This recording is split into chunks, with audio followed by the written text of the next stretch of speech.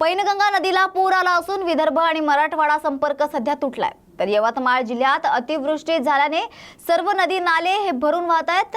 पैनगंगा नदीला पूर आल्यानं धनोडा येथील पूल हा पाण्याखाली गेला असून दोन्ही बाजूची वाहतूक ही ठप्प झाली आहे। विदर्भ आणि मराठवाडा संपर्क तुटला आहे, त्यामुळे यवतमाळ माहूर ते किनवट राज्य मार्ग बंद आहेत।